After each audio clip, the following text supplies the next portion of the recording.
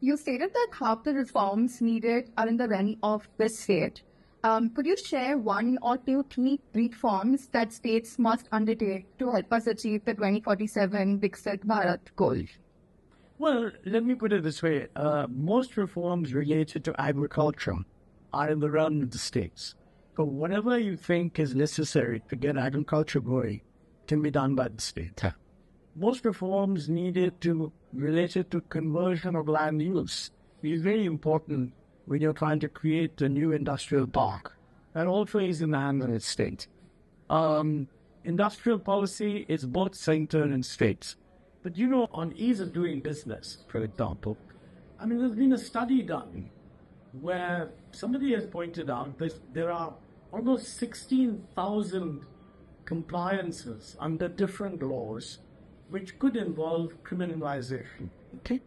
Now, anything that involves criminal penalty can become a source of harassment. Now, this group had said that, look, this should be drastically reduced. You can have a financial penalty. I'm not saying that you don't, but remove the criminal penalty. Now, half these 16,000 are in central government realm and the other half in state government.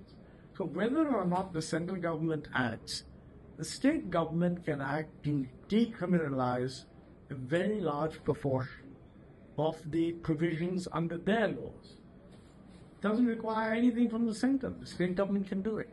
I think you can make a list of these things and you will find that a lot of what needs to be done lies in the realm of state government. A state doesn't have to have exactly the same regulations that another state does. So let each state decide what is necessary for it to develop and let them go ahead and do the reforms. I think that would make a huge difference. You also highlighted the lack of state-level investment data as a missing element for understanding growth. How critical is this data gap, and what impact does it have on effective policy making, especially for state development? Well, I think it's very important because, look, most growth theories talk about if you want higher growth, you need a high rate of investment. Investment need not be the only thing, but you need a high rate of investment. Now, the present situation is we are very interested in increasing the growth rate of different states. Growth rates of different states vary hugely. Some states are growing at 8-9%, some states are growing at 3%. But we don't know whether the investment rate in the slow-growing states is much, much lower than it is in the fast-growing states. Where a state has a high level of income, per capita income, it will have a higher savings rate and therefore a higher investment rate. But if their income levels are roughly similar, but their growth rates are widely different, one needs to know, is it the case that one state is not attracting investment and the other state is?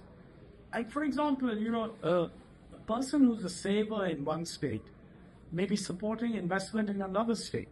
So you want to know whether within a state, are there states where the savings rate is actually higher than the investment rate? It really means that investors in that state are not able to attract the savings of the state to the state itself. This would have a major impact on how you design policy.